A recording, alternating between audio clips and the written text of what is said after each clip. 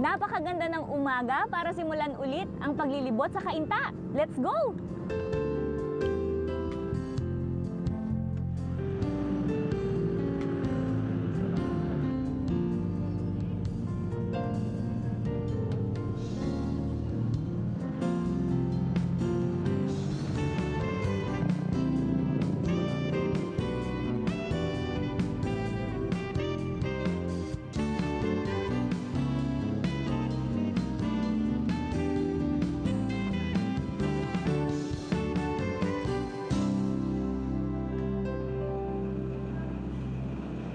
Sa loob ng Maric Subdivision dito sa Cainta, matatagpuan ang isang lugar na napakagandang pagkunan ng inspirasyon sa pagharap sa mga hamon ng buhay.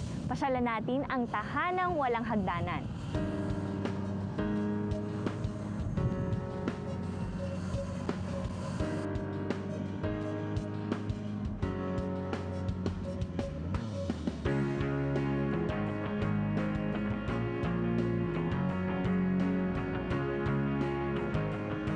Isang tahanang punong-puno ng pagmamahal, pagmamalasakit at pag-aaruga.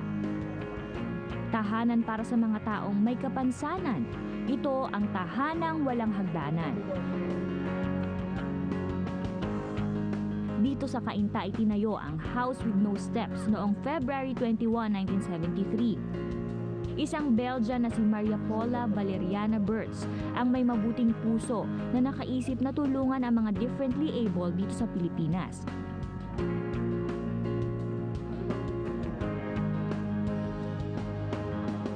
Sa tulong ni Lionel Watts na isang founder ng House with No Steps sa Australia, na isa katuparan ng pagtatayo ng tahanang walang hagdanan dito sa Pilipinas.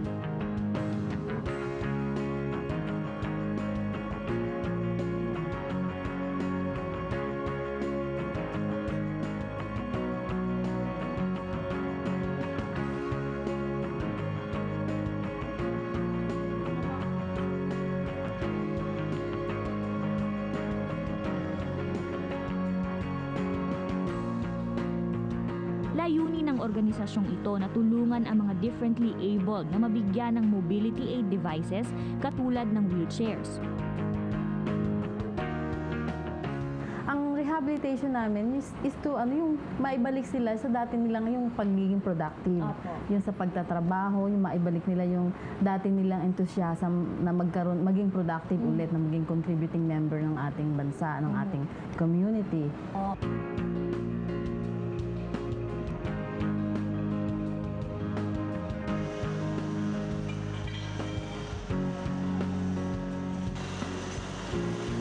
Nais rin itong paunlarin ang kakayahan ng mga differently abled sa pamamagitan ng pagkoconduct ng trainings katulad ng metalcraft, woodcraft, needlecraft, computer encoding, handmade paper products at packaging services.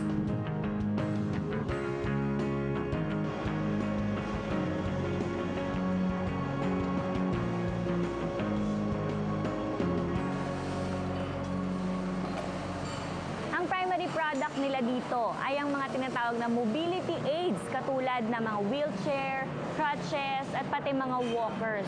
Pero ang kaibahan nila dito, kaya nilang i-customize yung mga mobility aids na yon ayon sa pangangailangan ng pasyente.